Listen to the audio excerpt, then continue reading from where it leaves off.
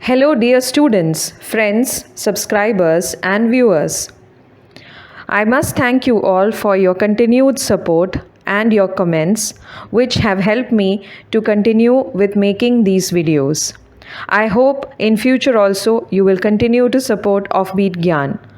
And if you like the kind of content that I make, please do subscribe and continue watching Offbeat Gyan. So, coming to today's video, it is again from the Simplifying Trevelyan series, and this particular video is on life in Elizabethan England. I have divided this section from Trevelyan's English social history into 3 videos. So this is the first one, and in this video the focus will be on the universities and the condition of education during Elizabethan period. Then of course the short explanation of the term Hobsons Choice. Then I'll be talking about Stourbridge Fair. Then the prosperity during Elizabethan times, and focus will then shift to mining industry, the coal mines, the coal industry, and finally I will be talking about the fishing industry, then fish days and fish laws which were prevalent in Elizabethan times in England. Now here you can see the snapshots of the Oxford University and the Cambridge University, the two most prominent universities during Elizabethan times. They continue to be world famous even today. Okay, so the first point that I will be focusing on is the universities and general education during the period of Queen Elizabeth I. So during this period there were a large number of grammar schools and colleges. Grammar schools does not mean that only grammar was taught. A number of subjects were taught in the grammar schools, like philosophy, the classical languages, Latin and Greek, a little bit of mathematics. All these subjects were taught in the grammar schools which came up during Elizabethan times. The ordinary people were basically illiterate. Education was available only for boys and men. Women did not go to schools and colleges or universities. They stayed at home. And in the grammar schools, there was no separation among the students belonging to different social classes. That means rich students and poor students, they sat together and they got their education. Of course, the students paid the fees according to their economic capability. That is, rich students used to pay more fees, and the poor students, they used to pay what they had. During this period, the importance of education increased, and both Oxford and Cambridge had a very secular atmosphere. That means the religious violence, the religious passion, the religious problems which were prevalent in the earlier periods, that is until the period of Queen Mary the First, or Bloody Mary, the half sister of Elizabeth I, that kind of an atmosphere did not exist in the universities any longer. The atmosphere was very secular and it was very, very conducive or good for education. And those who wish to work for the government, those who wish to get government jobs, they had to study in either of the two universities. So there was this close link between the universities and the state or the government or the administrative mechanism. So only if you had a good education could you hope to gain a job in the government. So if you had good education then and you belong to a family of a particular social standing, then you would be assured of a job in the government. Okay. So the subjects, I have already spoken about this, but I am just repeating it. The subjects which were taught were Latin, classical mythology, mathematics, Greek and philosophy. And during this period, the students, they used to stay along with the tutors. That means the tutors used to arrange rooms where these students used to stay. There was no organized fee structure. That means there was no common fee. a single common fee for everyone. People paid according to their capacity. Rich students, as I mentioned earlier, they paid more than the poor students, and naturally they got the attention of the tutors, and the tutors, they were known as the fellows of the college. So, future fellowships or teaching jobs were given to the sons of rich and influential men. That means the fellows or the tutors would recommend the names of certain students who were the sons of rich fathers, and they would in future become the next generation of tutors or fellows of the college. So what happened to the poorer students? The poorer students, most of them could not pay the fees regularly, or even if they paid less than the rich students. So most of them, what they did was, they joined the church, they became priests. So this was how the universities were structured, and this was how education happened during the Elizabethan period. Now the next point that I had mentioned was Hobson and Hobsons Choice, which again is mentioned in Trevelyan's English social history. So I focused on this because this could come as a short question. That is why I'm talking about Hobson and Hobsons Choice. So who was Hobson and what is Hobson's choice? Now in the year 1568, there used to be a carrier. Carrier is somebody who transports goods from one place to another in a horse cart or a carriage. So there was this carrier called Hobson, and he began his transport service in Cambridge. And throughout Cambridge, it was known as Hobson's Conduit.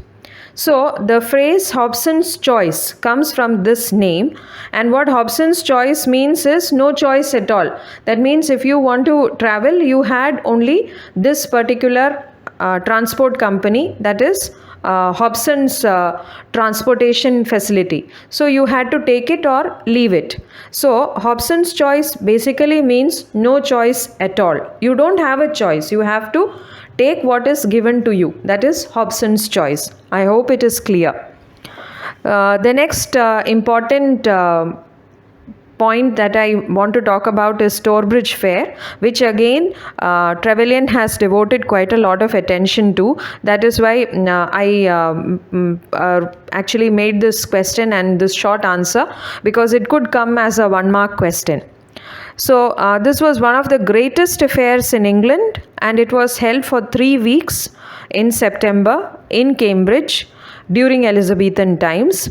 So people from the northern part and the southern part of England, they used to assemble at this great fair, and they used to exchange their goods. People from different parts of Europe also used to come to the Stourbridge Fair. So there were traders who came from Netherlands, there were traders who came from the Baltic region, and they used to come here to sell and buy cloth, wool, salt fish and corn. And this fair has a uniqueness about it, because this particular fair was inaugurated every year by the Vice Chancellor of the Cambridge University. And this commercial venture, this profit-making venture, it was under the control of the Cambridge University. So that is about Hobson and the Stourbridge Fair. Now here I have a picture, 2 pictures. One is that of William Cecil, the Secretary of State of Queen Elizabeth I. The other one is of course Queen Elizabeth I. Okay, the next point that I focus on is mining. Mining activity increased in England during the period of Queen Elizabeth I. The most important products, the most important things that were mined were lead, copper, tin, iron and coal, and mines sprang up all over England. Now, huge quantities of wood were required in the manufacture of iron, lead and glass. So, when the use of coal increased, this also proportionately increased the use of wood. So there was severe shortage of wood. All the forests were cut down. A lot of timber was being used, and what happened was this timber was being used in the industries, it was being used in the mines, it was also in demand in the households, because England is a cold country, and to keep warm is very, very essential. So a number of forests were being cut down relentlessly in order to supply wood to the mining industry for household needs, as well as for the other industries. And the roads of this period were soft, and horse transport was the only medium of transport. So you could only travel by horse carriages or horse carts. So, coal was mainly transported in ships and boats plying on rivers and seas, because the roads were not good enough to support the transportation of large amount of coal. So, most of this coal was carried by the ships and boats via the sea or the rivers. That is how they were transported to different parts of England and also other parts of Europe. And these ships which carried coal, they were known as colliers, and they used to have very able, efficient, effective, trained seamen, okay, who used to control these ships, who used to run these ships and carry coal from one place to another. The next slide talks about the fishing industry, the fish laws and fish days. What I have done is I have taken out the most important points and made these slides so that it will be easier for you to prepare for the examination, and you can focus your attention on the most important bits and write your essay or answer the 1-mark questions that you get. So fishing fleets, they used to travel through very difficult and hostile sea waters, and they used to fish for herring and cod. Herring and cod are different types of fish, okay.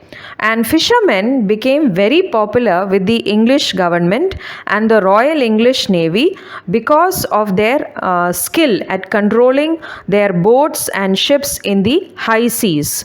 So whenever the English Navy was fighting a battle with some foreign power, these fishermen would also be recruited into the regular Navy, because they were very, very familiar with the sea waters. They knew how to handle ships and boats effectively. So the fishermen were very popular with the English government of this period.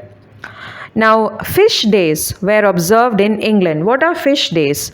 Fish days are those days on which people were made, it was compulsory to eat fish. People were not allowed to eat meat during this period. So this was something like a rule which was enforced by the government of William Cecil and Queen Elizabeth I. That is during the period of Lent. Lent is the period of 40 days fast before Easter.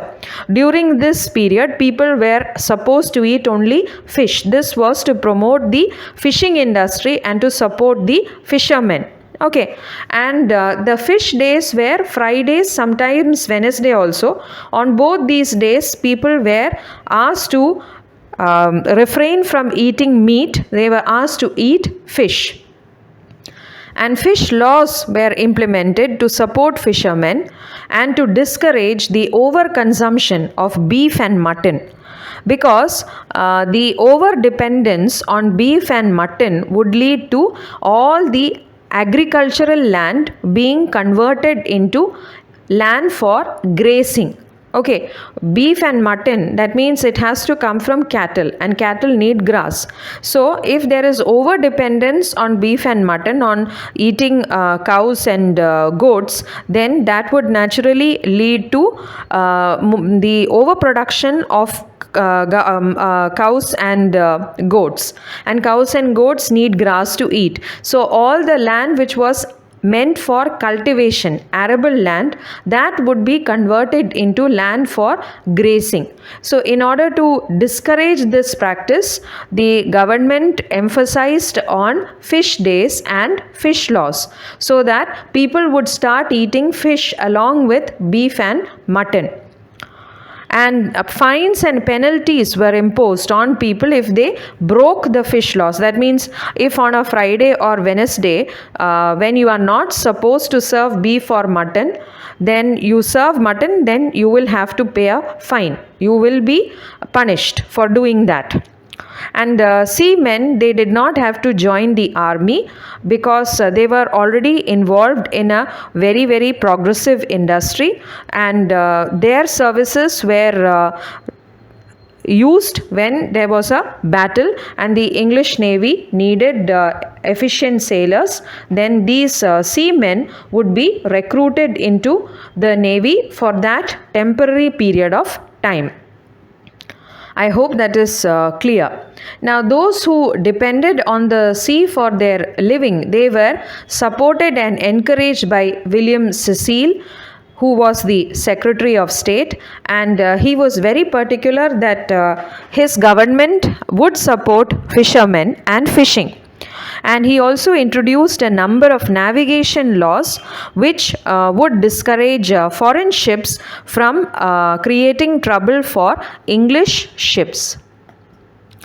So with this, I come to the end of this particular video on life in Elizabeth's England, where I talk about mining, fishing, and the university education in Elizabethan England. So I hope this particular video will help you to answer essays and also answer 1-mark questions which come from Trevelyan's English Social History. There will be more videos which will be coming in the future, and which will focus on the next set of information provided by Trevelyan. So I would again request you to subscribe to my channel if you like the kind of content I am making. So please subscribe and please let Offbeat Gyan grow so that I will be able to produce more and more content of this kind. Thank you.